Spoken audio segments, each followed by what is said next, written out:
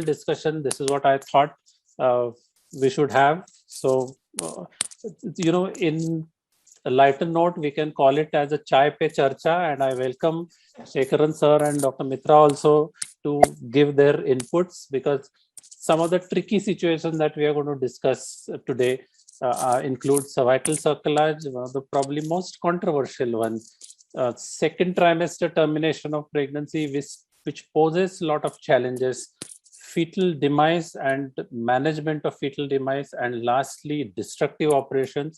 While some time ago before the panel, Dr. Shekaran did mention something about destructive operations. So, sir, you are one of the most experienced person out here, and we would like to hear from you in this aspect. Coming to the first situation, and that is cervical cerclage. We know that it is one operation which at times is overutilized and at times it is underutilized. So what is cervical cerclage exactly, and how we choose the candidate? So we know that it is one of the procedures which is performed to reduce pregnancy loss or preterm births in women with cervical insufficiency. So if you are doing a history indicated cerclage where the woman has multiple second trimester losses or previous preterm births, so maybe we can put in a stitch between 12 to 14 weeks. There is something called ultrasound indicated cerclage where there is shortening of cervix, history of preterm birth in a singleton pregnancy, and there could be progressive shortening of the cervical length from 25 to 20 and 15. And then there is physical examination indicated cervical cerclage, which typically is done between 16 to 23 weeks, where the cervix is actually dilated on digital examination. So I will start with Dr. Suchitra, and let's first talk about the pre-operative assessment. How do we choose this candidate who would like to, or who we would like to post for cervical cerclage? Dr. Suchitra, how will you evaluate the fetus to begin with? First of all, we'll do an ultrasound to see whether the fetus is alive. Because a person with recurrent pregnancy loss, she may be around 14, 16 weeks, but there may be a fetal demise. So we have to evaluate the fetus first and see whether it is normal. We have to have a fetal medicine specialist doing a scan and seeing whether there is recurrent abnormality in the fetus. Absolutely. And of course, we have to see whether this history, past history of the patient, whether, as you said, history indicated cervical cerclage. And we have to see whether there is rupture, whether there is leaking. Because in a patient having rupture of the membranes or oligohydramnios, it is there is no improvement in giving us cerclage. Okay. Yes. Okay, Dr. Agnes, is there any particular thing now? We've stated that if there is a history indicated cerclage, we may put in a stitch between 12 to 14 weeks. So before that, what all things would you like to see on a 12 weeks scan?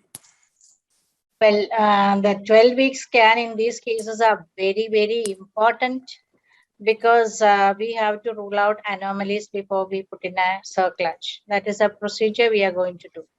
So depending on the age of the patient, even a double testing should be done, I would advise, along with that screening.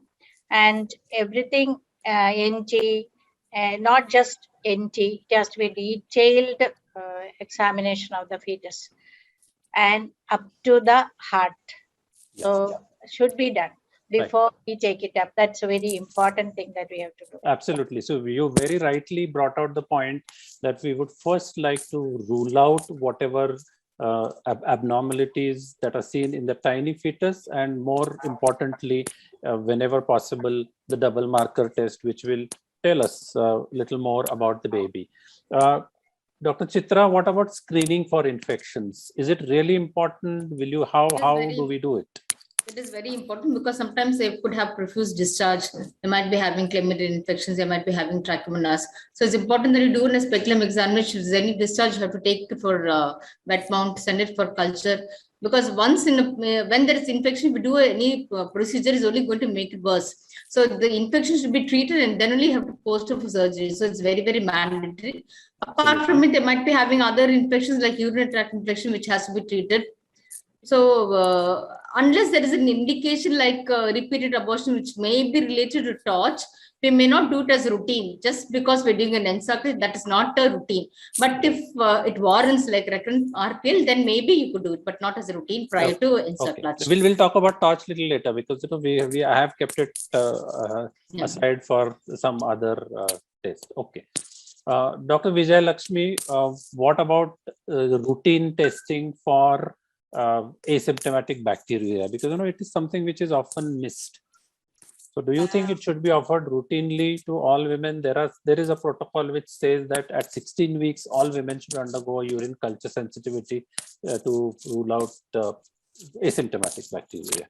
Firstly, thank you, Mitra, and thank you, thank you, Dr. Kunju Mohiuddin, and of course the POGS and the entire organizing team, and thank you, Parag, for having me inside in this panel. Yes, of course, the infection is an important part, and a pre-operative infection testing is important. But yes, 16 weeks we say we can do for the asymptomatic bacteriuria, because that has got lots of morbidities attached if we find it later. But generally, day to day, except we do as a part of the routine antenatal checkups anyway, we are doing as a routine urine investigations, and we do it, and otherwise based on the symptoms we do. Now, even when we do a cerclage based on the clinical examination as a rescue cerclage or emergency, still we take a high vaginal swab, so that even if you have done it as an emergency procedure later based on the high vaginal swab, we can treat her. Definitely ruling out infection, as the previous panelist also said, is very, very important. Otherwise, the whole thing is going to go. And of course, those are the some more important events. I mean, important predispositions that we are looking for is also diabetic status, where even the post-operative infections are going to go up. So we definitely need to rule out that also as a part of our screening. And we know we are doing the sugars even in the beginning itself. So we will have quite a bit of an idea about the, rather we cannot call anybody as a microbial. I don't think it is proper for us to think that everybody is not housing the vaginal organisms, but still to a point, yes. And of course, anytime we have an indication for, say, by way of pyrexia or by way of any other thing, we have to be very, very careful. Otherwise, definitely the stitch is going to go into problems. Right. Vijay Lakshmi, just a quick question. Sometimes what we see is whenever we get a CBC done, we find out that there is the WBC count which is raised. Now, whenever there is leukocyte, we know that instead of 10,000. So then perhaps the CRP will come a little handy there, and just a little bit of raise of WBC, we don't have to really worry. But also we can look at the relative count, the differential counts, and if that is not, she is having, of course, if it is a polymorphonuclear leukocytosis, we know it's an immediate acute infection, and that is how we have to rule out. But urinary infection definitely is has to be ruled out, and it's not difficult for us to rule out anything. Right. So, and it is also important for all of us to rule out whether the membranes are ruptured or the patient is in established preterm labor. Dr. Suchitra, is there any role for antibiotic prophylaxis? Usually we give antibiotic prophylaxis because there is a chance for infection, because we are interfering with an intact cervix, which normally we don't handle. And so we give prophylactic antibiotics and continue it for 1 or 2 days after that also. Right. Okay. what about other panelists? Because, if you see the literature, they say that there's no role of antibiotic prophylaxis. Honestly, we do use. What about other panelists? Dr. Chitra, Dr. Agnes, Dr. We Vijayalakshmi? do, we I do would use. definitely use a We single use. dose, at least one Single dose dose of is always. cefazolin, 1 gram of cefazolin is given just like any other prophylactic antibiotic. This is also will be used in the same case. Another thing that I would just want to add is when this person is having repeated abortions, the patient might already have been put on aspirin or heparin sometimes. So we see whether those drugs are stopped prior to surgery. It's important that you Yes, have a look in that also. Absolutely. So at least 3 days, we need to try and stop aspirin. Antibiotics, I think, yes, we do give just before the surgery, but at the same time, we do continue. Once started, we do give for 48 hours. Right. Okay. That Dr. is, Suchitra, any role for tocolytic drugs? There are quite a few tocolytics which are available. Does it make sense for us to use it as a routine? Yes. I think it is. See, these patients, especially with history indicated, she might have had a history of preterm labor. She might already have been on tocolysis. Some sort of Okay. progesterone would already have been started. So it's Okay. prudent to continue the same thing. And during that perioperative period, you might have to change it over to injectables and then continue the same drug. Because Okay. most of them, if there's a history, they would have already have been on this. All right. So But, the literature says that there's no role for There is prophylactic no- tocolytics. I personally do not use any tocolytics. We usually We- rely more on Progesterone. the progesterone. Dr. Yeah, Suchitra, progesterone. what is the role of Exactly. progesterone in such I patients? would say it is only progesterone, not tocolytics in this history indicated. Progesterone is more important because it Yeah, makes that the relaxes the uterus, makes it quiescent, and prevents irritability also. Okay, great. Dr. Vijayalakshmi, what is the choice of anesthesia, regional or general? we prefer regional, and of course, Saddle block? general is not contraindicated, but we prefer regional because it is almost the early to second trimester or first trimester, whichever end of first trimester. We prefer regional, and we are Okay. quite, comfortable giving regional anesthesia. All right. So we are aware about the patient preparation. We know that we'll ask sorry for the mistake. It is the bladder which is emptied. Vagina is clean with antiseptics. Now, if you have membranes which are protruding, Dr. Suchitra, how do you tackle it? If the membranes are protruding, usually with sterile precautions, we put in a Foley's catheter and inflate it.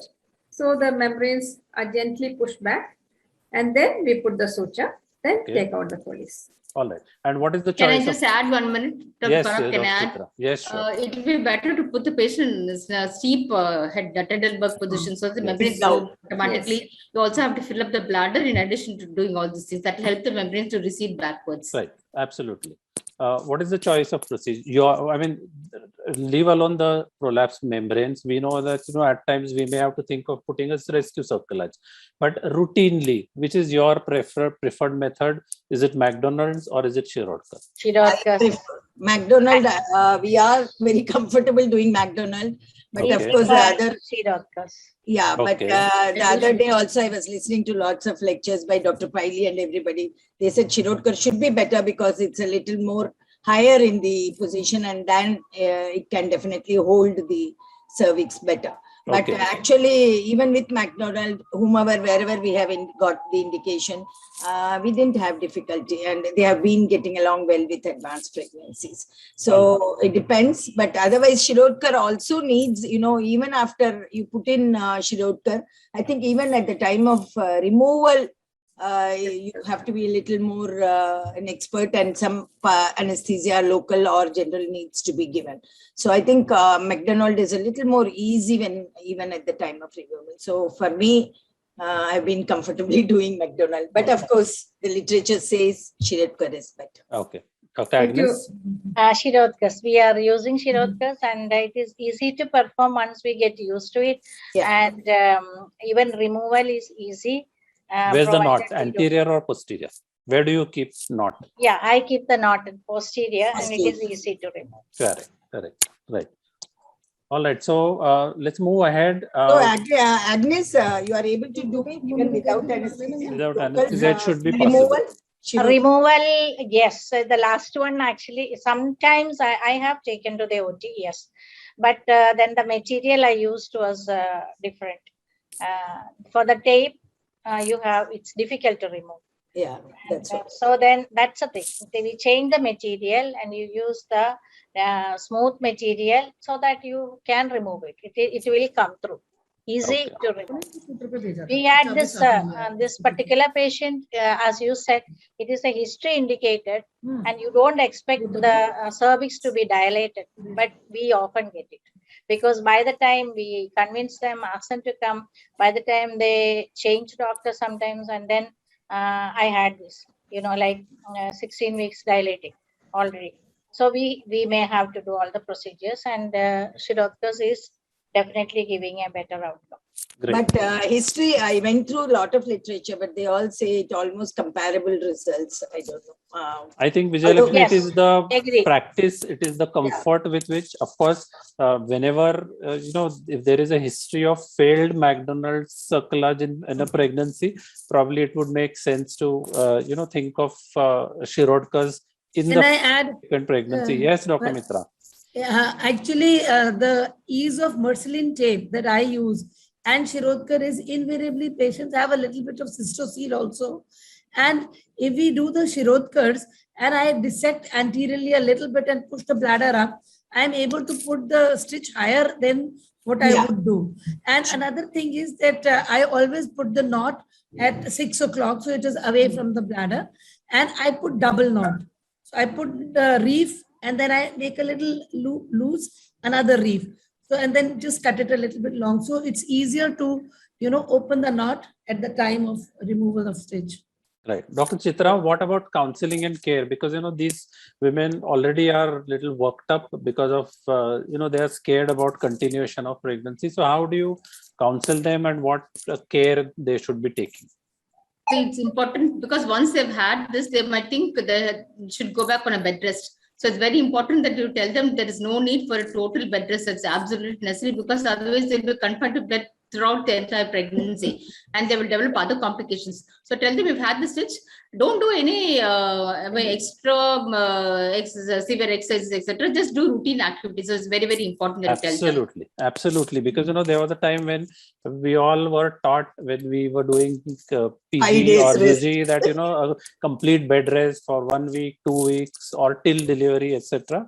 But as you very rightly pointed out, adequate rest is something which is important, and they should avoid the kind of exercise which they are not used to it. And intercourse, advice on sexual intercourse. Right. Dr. Suchitra, how do you follow these women up and when will you remove the circulage? We ask them to come after the circulage. We ask them to come around 2 weeks later, then every month. Right. So their follow-up is, it is usual as per the duration of pregnancy. And at what gestational age will you think of removing the circulage? 36 weeks, 37 weeks, or 38 weeks? Usually around 37 weeks, we can take it out because the baby will be mature and there is no point in prolonging the pregnancy. Right. So that is what the consensus says. 37 weeks is the golden figure. All right. So there are some problems which may crop up at this point of time. Dr. Chitra, what if the membranes rupture during the procedure? How will you tackle this situation? It depends upon the gestation age because you can do an encirclage till the 24th week of pregnancy. If it is around 12 weeks and then she's a bulging membranes and then you do an encirclage membranes rupture, there is no point in continuing the pregnancy. You just have to remove the suture and then you have to tell them. But before that, you have to counsel the patient. She's come with a dilated cervix. At any time, I'm trying to do this procedure. At any time, all this can happen. If it happens, we cannot, you have to, we have to terminate the pregnancy. So it's important that you counsel them very, very properly. And even if you've done the encirclage, she might end up in delivery after a few days. She might abort after a few days. That also you have to tell them. Even not now, later also the same thing can happen. So counseling is very, very, very important. Absolutely. And, so a stitch does not guarantee a live baby or a full-term baby, but this is an attempt to prolong pregnancy as far as possible. Yeah.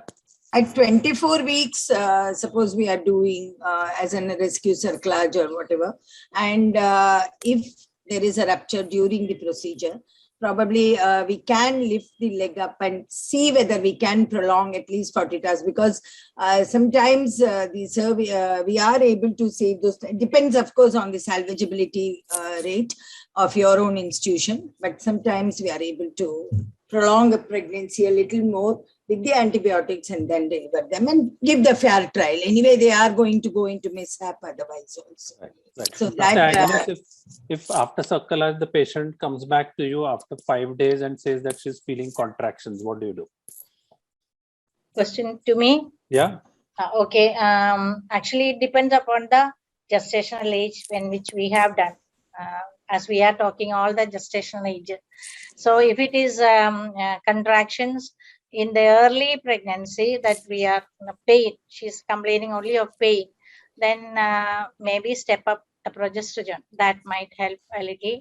And treatment for infection, because the pain which she is saying may be because of an infection. These are the things that I will rule out UTI. I would give antibiotic and try to preserve that. Right. If it is a little later, like say Madam was saying about 24 weeks, if that is the case when they are coming, then tocolytics.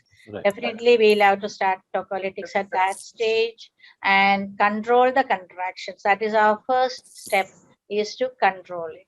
Right. And of course, at around 24 weeks, while we are controlling, we have to give also steroids. Right. Meaning All right. we might have to. Your preference of go for- tocolytics? Can I just add the word, Dr. Parag? Yeah. Yeah, sure. See, it's also worthwhile doing transvaginal ultrasound at that time to see what is the length of the cervix. She's getting good contractions. What is the feasibility? What is the success rate? So that when we counsel the patient, we'll have some idea what to tell Right. them. Right. Dr. Agnes, what is the which is the tocolytic that you prefer? Again, what tocolytics will Duvadelan has been again in practice for these kind of conditions, and I am getting good results for them because I do encerclage and I am giving them. But when they come for a preterm labor or threatened preterm labor, that's not what I do. But in these cases, Duvadelan has done well.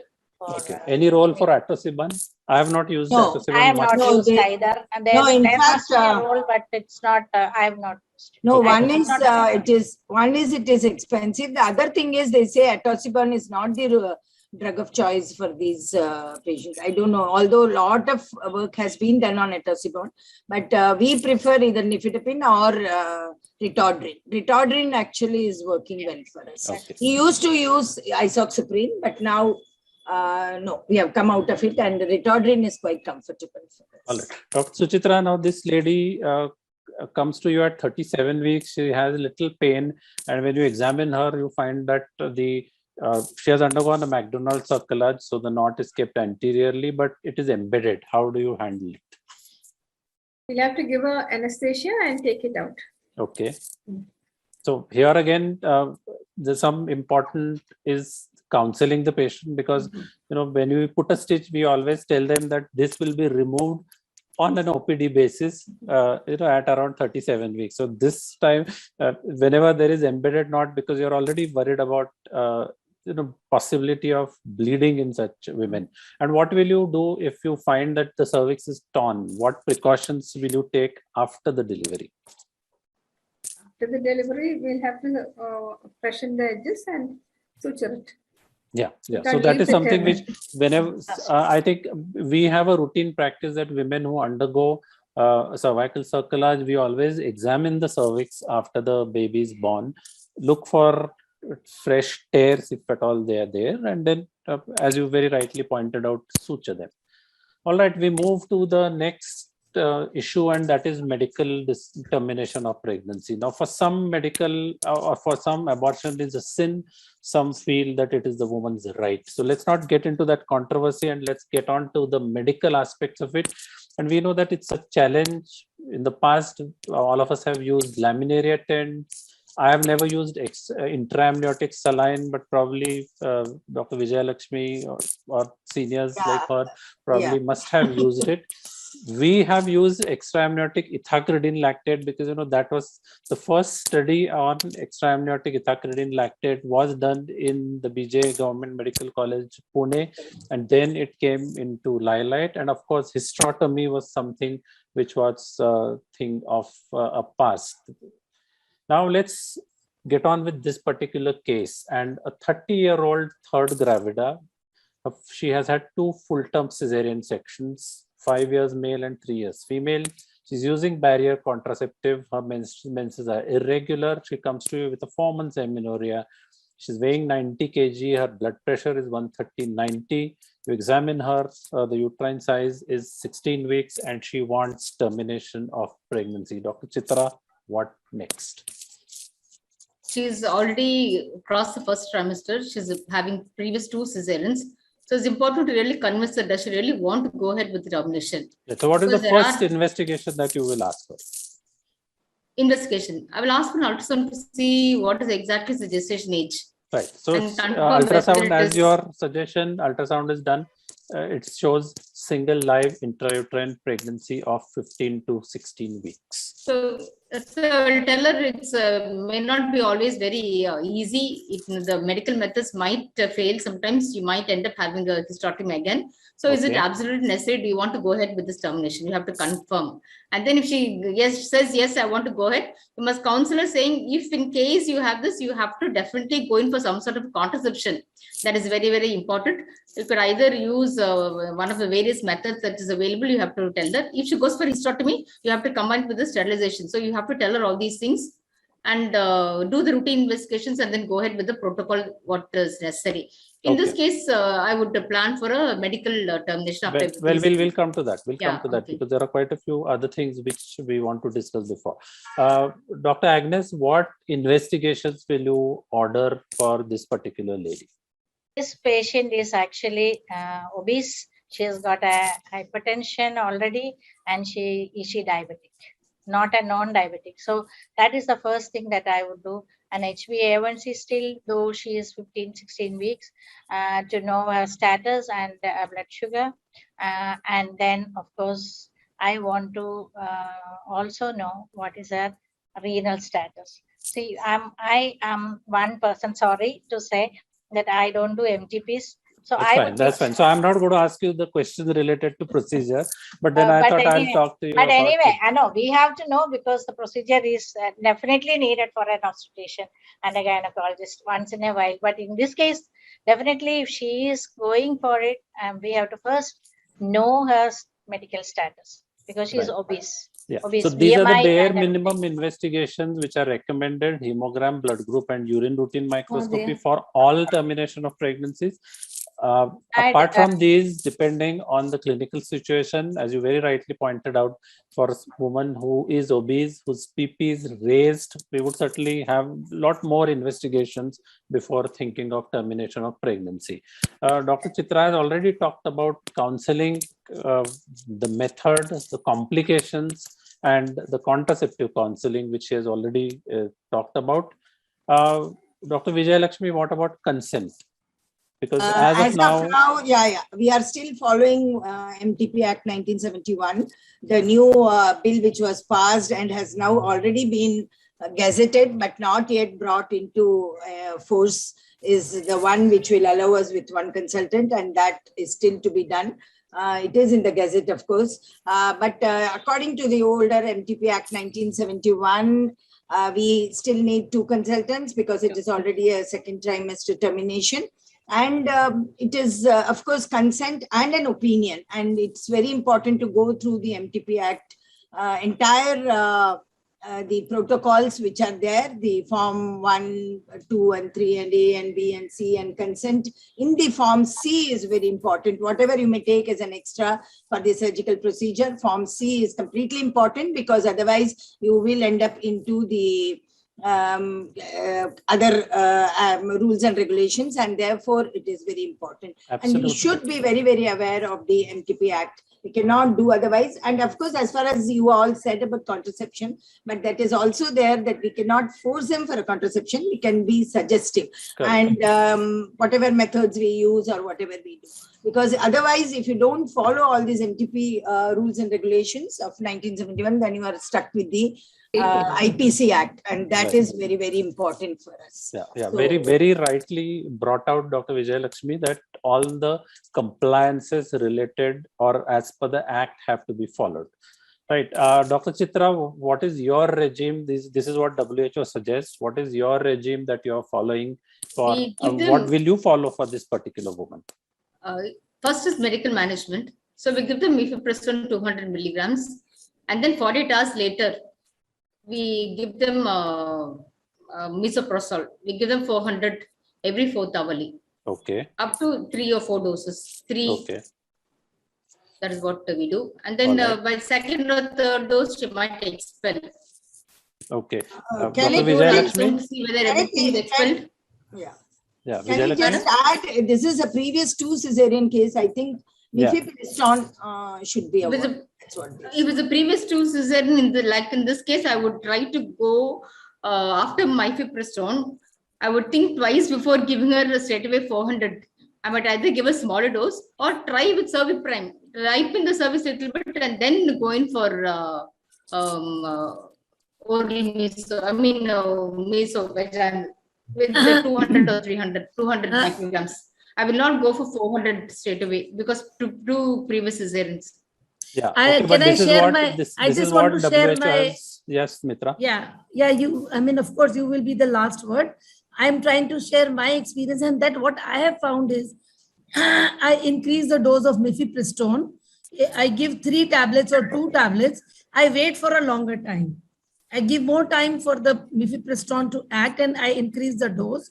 And then when I start the misoprostol, it's very little, maybe 50 microgram or 100 microgram, and titrated very, very, carefully.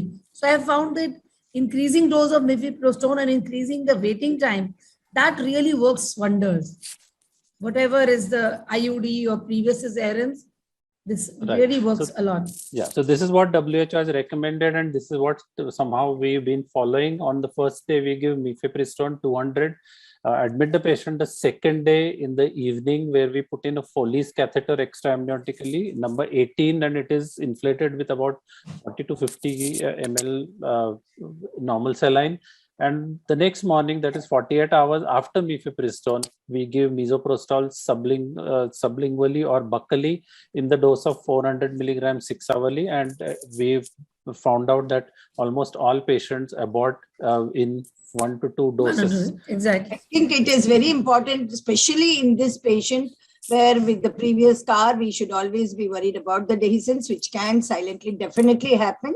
And previous 2 scars, we have to be very careful. And sometimes it's maybe a little too much, but then better to admit at least for that 2-3 days. And we Yes, have to really absolutely. warn them, excess of bleeding or any severe pain or something, she has to report immediately if she's at home. Okay, now Because, this patient aborts. Vijay Lakshmi, is there any role for routine check curettage? No.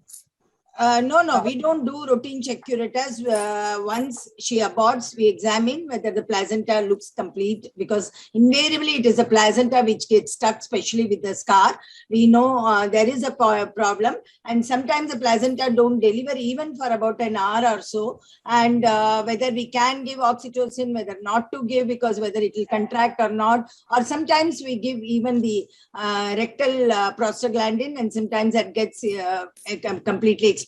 If we feel that there is a little bit of retained tissue or something, we can always do an intrapartum or whatever, intra-abortal ultrasound ourselves, and then we can check for the cavity emptiness. It is, we don't advise putting a finger in and checking for the scar. It's just like how we do Yeah, for the delivery. May I Yes, Dr. suggest Agnes? that we must do an ultrasound? Yes. Routinely after they abort, they must have an ultrasound to see completeness, and that can be recorded, and that's very good.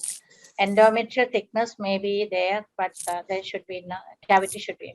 So the only thing that will confuse is the blood clots in the endometrial cavity, but that we can make out because the placental bits definitely look Will look very different. different, and yeah. I Dr. agree with Chitra, now Dr. if Agnes. this lady had 2 previous female children, now what are the challenges that you will face? I'm putting this question because, this is what we face. No, female or I male. wouldn't do the TMTP because Exactly. surely Don't do this it. is Just don't do sex it. determined. It may be a boy. Absolutely. So, this is a very, very tricky situation, and we did face No it tricks. once where we tried to counsel the patient that, she should continue pregnancy because previous two sections, and especially with previous two female children, and if for, by chance the fetus turns out to be a female fetus, then the It onus is is on us finished. to prove that It you've is not going done to sex be. selection No. and an abortion. So Here- this is something. Here is a clash of the PCP and DT Act also. Absolutely. No, but then the That headache is is what- ours. Let's not Dr. forget that the Parag? headache is ours. Yeah. Dr. Parag, my staff doesn't entertain these questions. Yes. I know. So consent we've already talked about, and 2 USG reports. This is something which we were asked. Dr. Chitra, what is your, if a second trimester termination is done, the authorities asked for 2 USG reports. There is no need to this one which is reliable. Absolutely. But then, this You is don't what we have to face. go in for another day. If you And know what the will person you- is done. What will you put the indication as, in the consent? In this particular termination? person, because she used barrier contraceptives, so failure of contraception should be the indication. Again, just a word of 20%. cautions. In the second trimester termination, there are a lot of issues related to this. So, you really have to be very, very careful when we are terminating here, this. The mother's health, mental health and physical Yes, health, that is what Humanitarian probably we you will could put one or two, you can add. Yes. Yeah.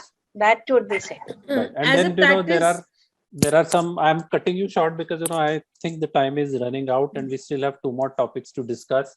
Okay. Now, there are some unexpected problems. Dr. Agnes, what about retained placenta, and if there's a lot of bleeding, how would you handle it? We have to take her under anesthesia and cure it and remove it. Okay, how do And you she's stop got bleeding? a previous cesarean. We have to remember that when we handle her inside the OT. So Okay. these are the 2 things that we have to remember. So retained placenta, as very rightly put by another panelist, it will not come out because it has come. That recently we are using again a dose of misoprostol and waiting to see if they will expel before we do that. Okay. But then completing is very important. Absolutely. Dr. Chitra, how do you handle bleeding? If she- Sometimes exactly. after expulsion, if she continues to bleed profusely, how will you handle it? If you're very sure that the placenta has been completely removed, you do an ultrasound and see whether everything is there, Done. the entire Okay. placenta has come out. Okay. In spite of it, if she bleeds profusely, you could give her uterotonics and then it would be worthwhile to give her a balloon tamponade. You can put in a Foley's and then you could do that for an emergency crisis. You could do Absolutely. For how Then it long will you should, keep? For how long will you keep? that. At least for the 6 to Foley 8 balloon? hours, you can keep it and then you can gradually remove it. Absolutely. Dr. Vijay Lakshmi, what is the role of hysterotomy? Again, sorry for the typo. Hysterotomy in which situation and how will I you do think it? Give us this little tips. patient with previous 2 cesareans, and if she is willing, here is the role. I mean, previously we used to do, but nowadays we are not doing unless it is really that the cervix is not at all opening up, even with multiple doses of misoprostol. And somehow patient is adamant. And anyway, we have given already meso and mifi, then there is no scope for continuing pregnancy and there is no role for advocating anything else at this stage. And here is a role that we will have to say that it could be just like a mini cesarean. And of course, we know that further the ruptured uterus chances in further pregnancies are there. So a lot of counseling, lot of discussion, and we make a joint decision along with the patient. And once we take her for a hysterotomy, we do know that it's always prudent that we do a sterilization as well. So counseling and consent, and of course, a lot of documentation that why we are doing a hysterotomy, because these medical methods have come only now. Earlier, Right. that was the one which we had to resort to. Absolutely. Because we do know nowadays this ethacridine is not available, but those days we used to give extraamniotic ethacridine. Intraamniotic saline was banned long time back because we did give, but then after that, because of the problems of electrolyte imbalance that it does, that was dropped. But ethacridine was available. I think the last one I used was even just about 3 years or 4 years back. So Right. it was available. Yeah, we have already talked about contraception, and it is important that we counsel these women rather very, very properly, especially if they are undergoing a termination in the second trimester. And this is what the choices. We can start COCs immediately, progesterone only pills immediately, Centroman can be started immediately. We can give a shot of DMPA before we discharge the patient. Condoms can be started immediately. Intrauterine devices can be used immediately, but if there's infection and or injury, then we would defer it till the next period. And of course, sterilization can be performed after 7 days. We move to the third situation, and it is something which is disheartening, not only for the couple, but also for the doctors, and that is intrauterine demise of the fetus. And Dr. Suchitra, this unregistered second gravida at 30 weeks has come to you. She's complaining of loss of fetal movement since 2 days. She has had a first normal delivery. It's a 3-year-old female living in well. This is the second pregnancy. She has not seen any healthcare worker. When you examine her, her BP is 130/90. There is edema. The uterus is 26 weeks and the fetal heart sounds are absent. So how will you manage this patient? First of all, we have to break the news to her very gently, because suddenly telling a patient that the baby inside her is no more is very disheartening. Even if we tell them it is not alive, still they say this morning we had movements. They keep on insisting many a time. And we have to do the ultrasound and show the patient and the relatives that the heart is not beating.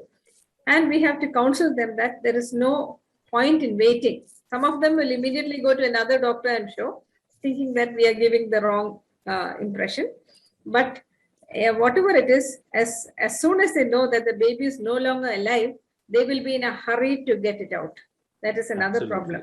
Absolutely. So counseling Yes. is what is so important in these patients. So Dr. Agnes, what all investigations will you do? Before that, what are the potential causes for such a patient? For any of these causes can be there. Unexplained is most common.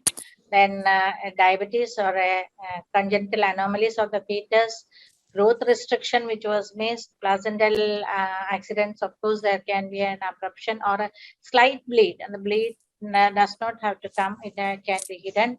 And of course, substance abuse is not, we think it's not common, it's quite common now. And thrombophilias, of course. These are all potential causes. They'll be looking for a cause immediately, and for us, we need to know the cause for management further. Absolutely. And this is important because whenever we are counseling them, because the first question when you announce a fetal demise, they will ask why it has happened. Right. So the first, once you start counseling them, we would always say that 50% cases we may not be able to pinpoint a cause, and in the rest of the 50%, these could be possible causes. Dr. Chitra, what all tests we should do? We should also tell them about the placental and cord, because that is coming up in a big way. Yeah. All many unexplained, this seems to fit into that. So you could tell them maybe something wrong with the blood supply. That is why this has happened. And here, this particular patient, Parag, I think is BP is high, you said, not meant for a checkup at all, has an edema. So maybe the hypertensive disease is taking on. Yes, absolutely. So here, we have to think about all possible contributors to the intrauterine fetal demise. Dr. Chitra, what all investigations would you order for this particular patient? Routine investigation like your blood count, what is the blood grouping? Then because she has to be admitted, maybe serology will have to do. And then try to find out what is the reason. If it's possible, do an ultrasound to see what roughly is gestation age. Can you make out any retroplacental clots? And then you have to check for coagulation defects also, because we do not know when exactly that happened. So we have to do D-dimer, fibrinogen, PTA, PGT. And of course, torch. Further, we want to identify the reasons. Torch, APLA will come a little later. Yeah, so torch is something which has always generated a lot of controversy. Probably, whenever there is a conj anomaly, we can think of torch. It is most, I would say, it is one test which is widely exploited, and it has been done. I have seen a patient where a torch test was done every 2 months for three consecutive times. So it was, terrible, and the patient was counseled that if one particular, or say, cytomegalovirus IgG levels are increasing, and that is why they are repeating the test. So this is something which, is we as healthcare providers should stop. Of course, this is an entire list of how do we evaluate whenever there is a stillbirth. Coming to management, and Dr. Agnes, how will you manage this particular patient? Oh, yes, management again, the first thing is confirmation, helping the patient. I would add that, helping the patient to accept it is very important. The family, nowadays, there are a lot of, at least, a lot of tension and fight once the fetus comes out. This we could avoid, because in all these cases, our empathy, ethics, and communication skill is coming out. So we need to actually convince the family and have family supporting her to understand that it is it's a stillbirth which is going to happen. Next thing is, of course, we have to have blood cross matched and all the investigation. And I would add diabetic screening in any patient who is had this. And this is one of the things, especially now we are seeing a BP high in her. She might have been a diabetic too before that. So the consent has to be taken. Actually, I would say consent is to be taken about, and after telling about how we are going to take this baby fetus and the time which they may. Mitra, may I request you to mute yourself, please? Mitra, please mute yourself. Okay. And so then we come to the methods. So, so there are methods. Yeah, before going to the management, these are some of the tips which are so important, because these patients actually need to be isolated. They should not be in the same delivering in the same labor room where a live baby is being delivered. So we have to treat the baby with respect. We have to be very, very sensitive whenever we are managing these patients. Very much. And Dr. very- Parag, can I just add one word? Dr. Parag, can I And add one word? also, Yes, Dr. We Chitra. should actually tell them, because we do not know what really is the cause. It would be worthwhile to give the baby for autopsy, so that they'll be able to find out what really is the Right. cause the next time. Absolutely. So it's very, very important that you counsel them beforehand itself. If they wanted to find out the cause, then that should be done. We have to enforce. Yeah. I mean, it is a challenge. It is a challenge, because the patient you have to and the respect their relatives may not views also, agree, but we tell can them if certainly they want to advise. try to identify the cause, they should do that. Right. Dr. Agnes, coming to induction of labor, how will you do it? Yeah, we have to do a pelvic examination to see favorability of the cervix, and then is this misoprostol at least to begin with, and then go on to the after ripening, go on to the oxytocin. Absolutely. If it is unfavorable cervix, as you have written, it is 25 to 50 micrograms. Actually, 50 micrograms can be given every 4 hours, and then her cervix should ripen. And we cannot use Foley's for ripening, and because of the fear of rupture of membranes, etc. So we want to keep that. And if contractions occur in every 10 minutes, then we never repeat the dose. We can assist with the oxytocin if needed further on. And once the uterine contraction frequency is up to 3 to 5 contractions, and dilatation is progressing, then we can deliver her as soon as she is ready fully. So we do not give misoprostol and oxytocin even in this patient. Okay. That is very important. It is we should not mix both. Absolutely. It is misoprostol to Absolutely. begin with, and have a favorable cervix and some contractions, and go on to pitocin. Yeah, And so- once we have the pitocin, don't go back to Yes, sir.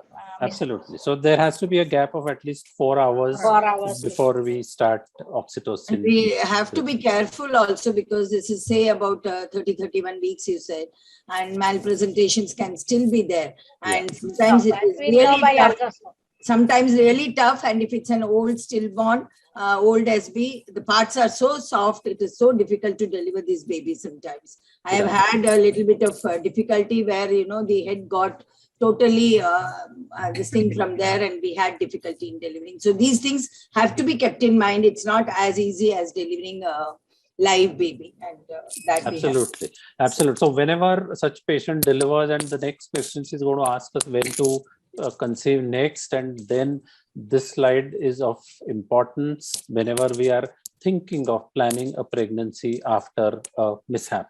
We move on to the last scenario, and that is destructive operations. And I'm just going to quickly run through the slides because this is something which all of us are not practicing routinely.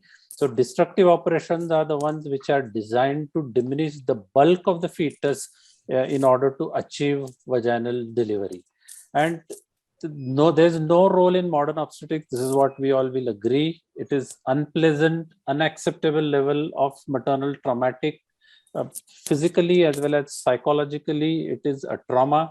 It's a complicated intrauterine procedure, and we are definitely concerned, especially in this HIV era. We at times feel that cesarean section is a much safer alternative to deliver this. It can be classified now in the baby could be living where one may think of doing a needle drainage in hydrocephalus, or if we may be dealing with a dead fetus where procedures like craniotomy, decapitation, etc., clitotomy, etc. are done. Evisceration or morcellation also has been described, and these are the instruments which are typically there in the UG and especially postgraduate exams, which are kept, and questions related to destructive operations are asked, but not many of these are useful in modern obstetrics. There are certain indications, like in the past, especially when obstructed labor with a dead fetus, hydrocephalus, live or dead, or interlocking of twins is something which was thought of.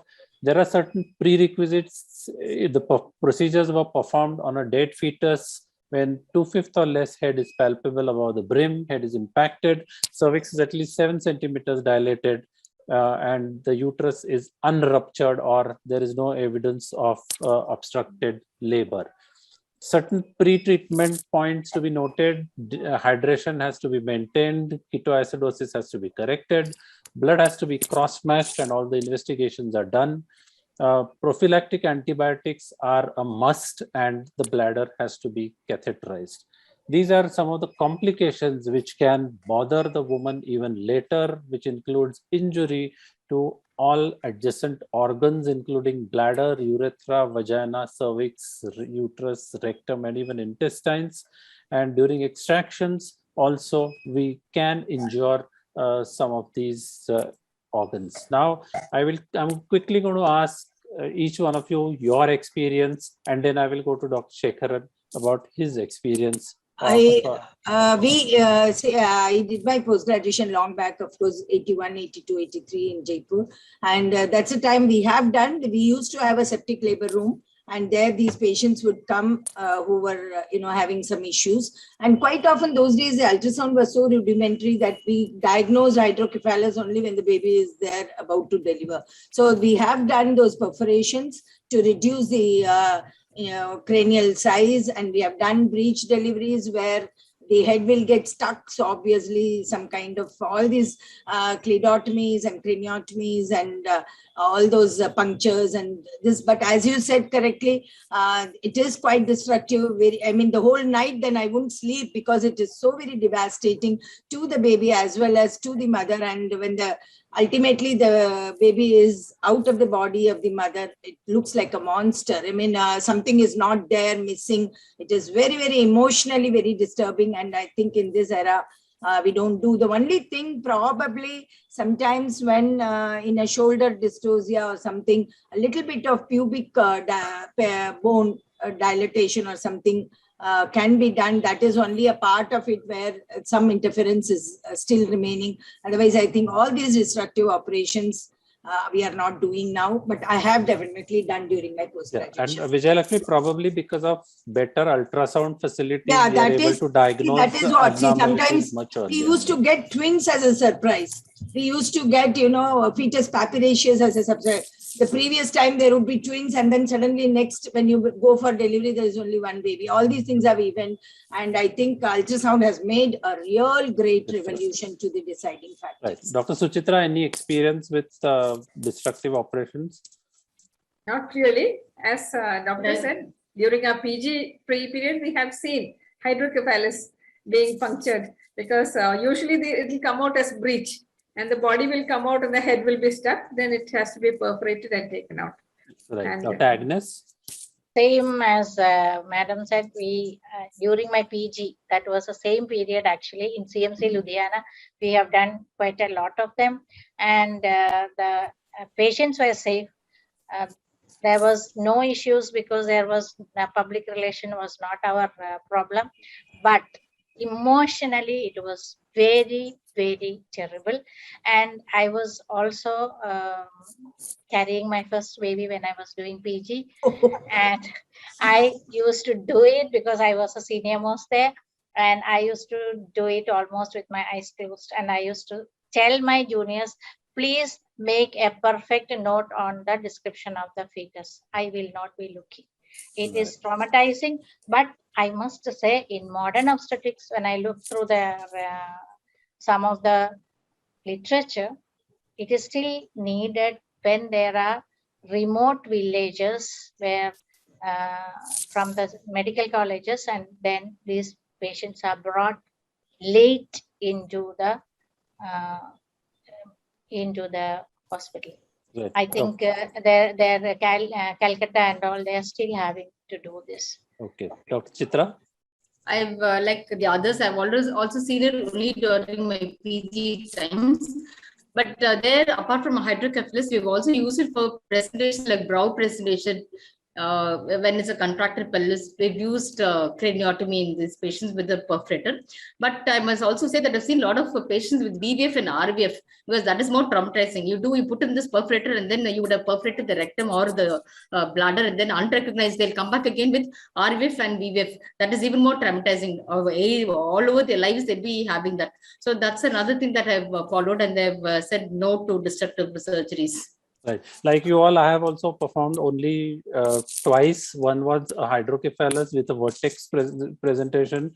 What I remember is we had perforated the anterior fontanelle, allowed the LICA to drain, and somehow the head collapsed and we could achieve a vaginal delivery. And the second again was hydrocephalus with open spina bifida defect. So what we did was, it was a breech presentation, and as we were conducting the breech delivery, we saw the spina bifida, and through which we passed a catheter, a metal catheter, drained the CSF, and then the head collapsed and we could have vaginal delivery. So last word on destructive operations from Dr. Shekhara. I think we should not do Thank you. destructive Can surgeries. you this slide can be, your projection can be taken away? Yeah, I mean, you can. Yeah. I'll just Okay. quickly.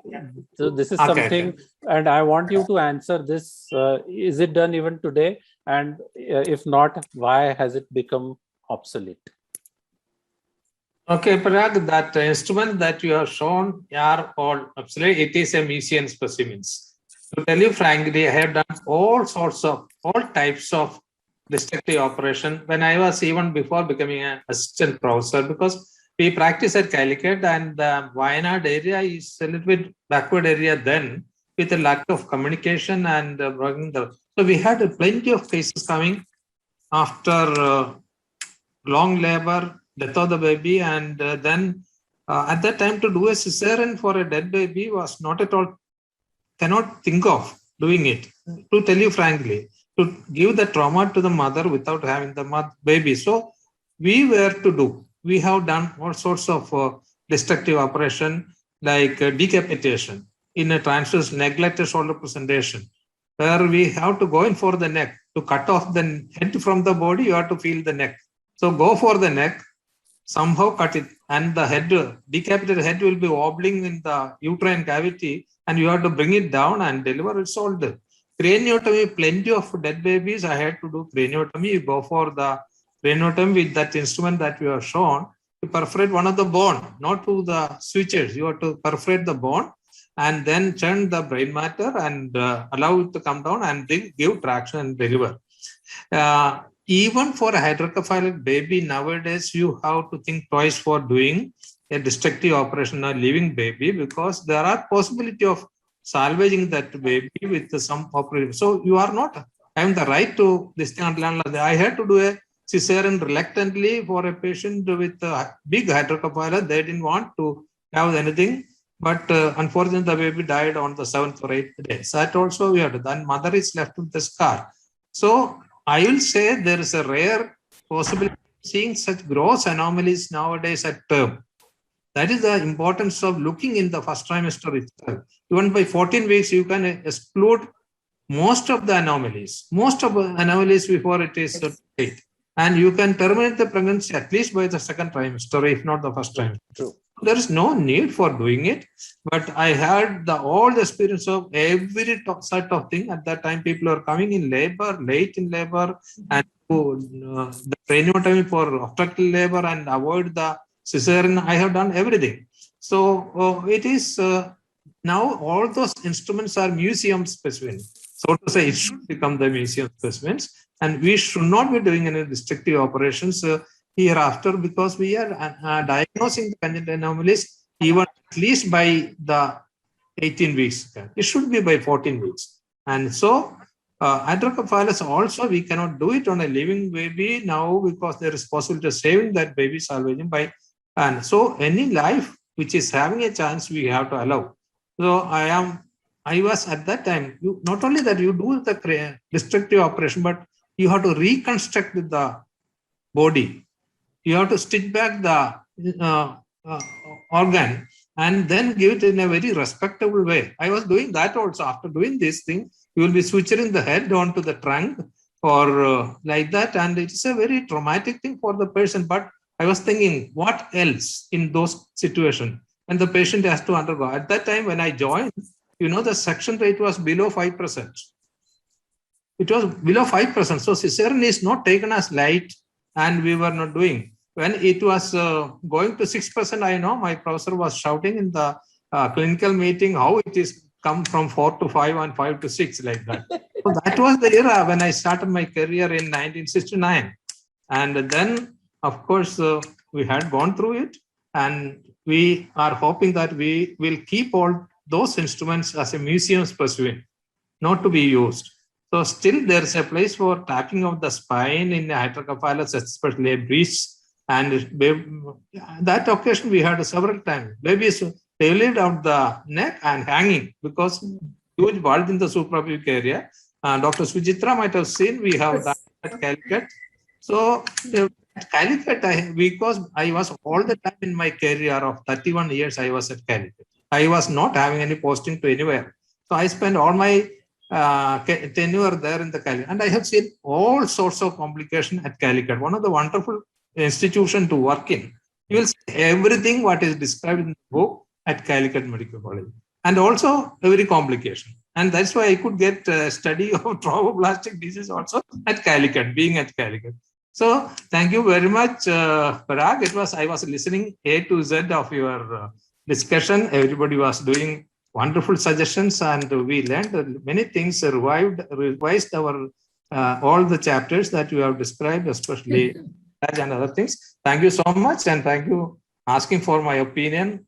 I tell you frankly that I have done every sort of destructive operation, but I took it a point to hand over the baby after making it a decent thing. You have to respect the dead also. You have to respect not only the living but also the dead also. Absolutely. So that is the thing, and it was a wonderful session so far. Thank you very much, Dr. Kunjumoideen and the team from morning to evening, and even I continue even to I stop here. Yes. Thank you. Yes, Thank you. yes. And I Can will I- just conclude. Shekharan sir, Parag, respects. everybody. Shekharan sir, respects to you. I remember your maternal mortality morbidity audit which you did so extensively when you were vice president of So, Fox. okay, just 1 second. I just want to bring a very funny joke to all of you. ये self confession है, just to make things lighter after the destructive operation. So I'll put it in very few words. My mother is also an obstetrician and of the old school, and those were the times all destructive operations used to be done. I was an enthusiastic third-year student, and I had no clue about obstetrics. But I was very fascinated by obstetrics, and Holland and Bruce I used to really like, क्योंकि अगर कुछ भी देखती थी तो mummy मुझे कहती थी ये किताब पढ़ो. अभी क्या हुआ, I came for a weekend, and then my mother's nurse told me, आज तो कमाल हो गया, डॉक्टर साहब ने गर्दन काट के बच्चा निकाला. Now I was shocked, and my mother was so busy that I couldn't talk to her. So I couldn't ask her कि गर्दन काट के बच्चा निकाला. And you know, as a student, it doesn't come in your mind that a baby can be abnormal or dead, and you may have to, you know, actually do a decapitation. Third year में decapitation किसी ने सुना ही नहीं था, obstetrics की posting नहीं हुई थी. So I came to my house. I was confused when I went back. When I went back, then I asked my registrar and seniors, दीदी मेरी मम्मी ने गर्दन काट के निकाला बच्चा, समझ नहीं आया. And she, although she was senior, but she thought I'm very knowledgeable. She said, पता नहीं क्या किया. Can you believe it? I was so idiotic. I thought, ये कैसे मम्मी कर सकती है? Diaphragm है, chest है, कैसे किया? I was so confused. The next weekend, I went running to my house because my college and house was closed. And I asked my mother, I said, mummy आपने किया क्या? आपने गर्दन काट के कैसे निकाला बच्चा? She said, ट्रांसफर लाई था, बच्चा मरा हुआ था, decapitation किया. I said, oh God. And she said, don't tell me, Mitra, you were thinking when a mother. It is those who cannot understand what you. I'm just telling you how stupid I was. Party delivery yaki. That is the meaning what she was. No. Oh, easy. It was I'm singing a song and then delivering the difficult situation. That is what she is describing. No, I'm just trying to tell that Yeah. I was so ignorant, but I was so enthusiastic. And my mind was running like a wild chase. Anyhow, thank you so Anyway, much. Conclude the Before session. we leave, kudos to Kujumaideen and Fox team. Yeah. Just It is stay back, extravaganza of academics. Stay back with us for 5 minutes more. We'll Dr. have one Parag more will program. announce the results. Yeah, Madam, we conclude the session. Great thanks to Dr. Parag sir for moderating this roundtable. Big thanks to Dr. Vijayalakshmi Seshadri from Chennai, Dr. Chitra ma'am from Coimbatore, Dr. Agnes Matthew from Muvatupuzha, and Dr. Sujitra from Kannur. We'll move on to Dr. P.K. the. Shekharan, sir. Shekharan, sir. Is there, that thanks is there. He is one among us, and he's the patron who look after all our activities and guide us in all the activities. Thank you, Kujumaideen. Thank you. You have been so nice from the beginning. Thank you so much. With this, Thank you, Dr. words- Parag. Yeah, thank you. With this few Thank you. words, Thank you, we Dr. want to the Kujumaideen. prize distribution. I invite Dr. Parag sir to declare the prices of the e-poster as well as the quiz. There was one peculiarity for the e-poster judgment. The 60% marks were decided by the judges. One of the judges is here. Dr. Agnes ma'am was evaluated quite a few number of posters, and 40% marks were taken care by the voting by the attendees. Oh. Oh, Okay. Out of 1,685 delegates who have attended the meeting, almost 1,200 people have voted. I'll for send the the data to posters. Dr. Parag. So that 1,200 voting was taken care while deciding the winners. So over to Parag sir for declaring the prices of the e-posters and the quiz competition. And one more request, all the members who are there, please switch on your videos if you are there. Dr. Umana, Dr. Reshma, whoever is still logged in, and if they can open their videos, it will be good. Yeah, Parag sir, you are Yeah. there? Yeah, I'm very much. Yeah. Yes. Yeah. All right. So I'm really happy to announce the prizes, and I must congratulate Kunji and his team because there were about 2,784 registrations, which is a huge number, and about 1,542 people have voted. and there were 92 e-posters, out of which we are announcing the winners. The third prize goes to Atypical Presentation of Invasive Mole by Dr. Rashmi M. Gowda, who's a postgraduate student. Moderator, Dr. Gopal Krishna, professor at Department of OBGYN, Bangalore Medical College and Research Institute, Bangalore. So congratulations to Dr. Rashmi. The second prize goes to Neurological Complications in Gestosis, presenting author Dr. Achala GS, third year postgraduate student at the Department of OBG. Co-author is Dr. Sushma V. Dev, Associate Professor, Department of OBG, Mysore Medical College and Research Institute. Congratulations, Achala. And the first prize goes to Dr. Kavita Khoiwal, Deepajyoti Kalita, Amrita Gurav, Anupama Bahadur from All India Institute of Medical Sciences, Rishikesh, who presented a poster on presence of SARS-CoV-2 in lower genital tract of COVID positive women. So congratulations to all the winners and of course to all the participants, because it is not only about winning, it is about participating and put across your work, whatever research that you are doing, and getting votes out of 1,500 odd people is also very, very important. So congratulations to all the participants. Coming to the quiz, the third prize goes to Dr. Padmaja Virania Cheneni from Vijayawada. So congratulations, Dr. Padmaja. Second prize to Dr. Vijay Lakshmi from Kannur. And the first prize goes to Dr. Shirali Arvind Runwal from GR Medical College, Gwalior. So congratulations to all the quiz winners and all the participants. And once again, thank you all my panelists. It was a great learning experience for me too, and especially to Professor Sekaran. It was wonderful interacting with you after a long time. And once again, Kunju, thank you to you and Parentamala OBGYN Society for the opportunity. Thank you all and of of you. course, Mitra. Yeah, Thank you. before you so much. concluding, I would like to express our sincere thanks to our academic partners, Intas, Sun, Abbott, Ferring, Shield, Acasis, MacLeod, and Bayer Pharma, who has wholeheartedly supported this event to make it a grand success and spread all the academic informations and flyers right across India and outside. And also, most importantly, without any hitches, right from yesterday, 1:45 p.m. onwards, till this time, without any hitches, the technology platform has been provided by Conferences International, who have done many conferences for us right from Yuva ISA 2016. We have been associated with them for last so many years. And this was very wonderful, wonderfully coordinated. Mr. Sumit Gai, Mr. Shivam, and Mr. Vikas, who has taken each department of the Conferences International.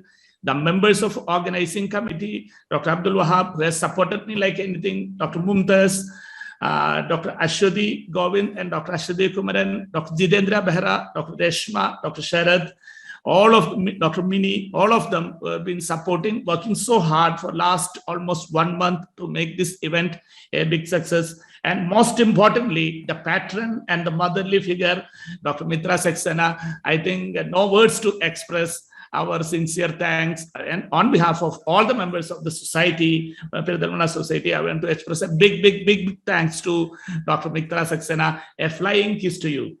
Thank you, ma'am. Thank you. I receive everything with gratitude and humility. I want to thank God because this is His intentions, His design that we are all together here. And I'm so happy that everybody who has participated, be it the faculty or the chairpersons or the delegates or the organizers, all of us have learned something more than what we already knew. So I think our aim is quite, fulfilled. So Dr. Kunju, it's been, and we are going to stay connected. I'm going to miss our daily interaction. Yeah. Thank you. We'll Dr. do Parag, national thank anthem. you so much for always being there. Just like you, Dr. Sekaran and Dr. Parag, I will tell him, you have to do this. Okay, yes, with a smile and with all the grace. Thank you. Thank you. Yeah, we'll have the national anthem. Yes.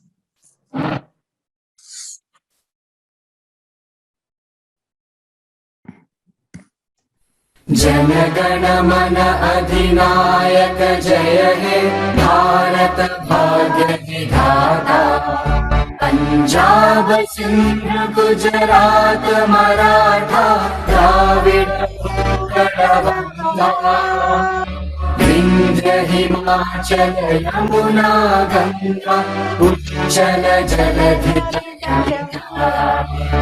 तव शुभ नामे जागे तव शुभ आशीष मांगे गाहे तव जय गाथा जन गण मंगल दायक जय हे भारत भाग्य विधाता जय हे जय हे जय हे जय जय जय जय हे Hi. Signing off. Thank you. Thank you so much. See you again next year for the annual conference. Oh, big meeting once again we'll have. Congratulations. It was like attending a national conference, actually. Thank you, ma'am. Delegates from all over and so many good faculties. Thank you, Dr. Thank you so much, Kunjumoi. ma'am. Thank you for the nice words. Thank you. Thank Thank you. you. Thank you. Thanks Thank you for your very much. efforts. We are the host, Dr. Kunju will leave last. Yeah. My best friend from childhood came and then she saw that I'm busy. So she said, okay, bye, I'll come tomorrow. Thank you. Bye bye, Mitra. Thanks. Such Thank a you, wonderful Dr. Vijay. opportunity. Thank you. So Thank you, much. everybody. Sir, Dr. Ajit, sir, you are so meticulous and I'm so impressed. You're so knowledgeable. Very basic topics. Very nice. Take home messages. All the talks were superb. He is our encyclopedia, madam. Dr. Yes. Ajit. No, When we have any actually- doubt, we ask him. Actually, it was the Kerala and it is it's been showcased for the whole country. Every person in your side, you have been leading actually obstetrics and reassessment and audits and all that. We're really so proud of our own Big state. vision of Dr. Kunjumoi. Yes, he thinks big, he does big, he dreams big, and he makes it possible. Yeah. And the best thing was he gave me a total free hand. Kuch bhi karo. But whatever little thing, and he was always there with the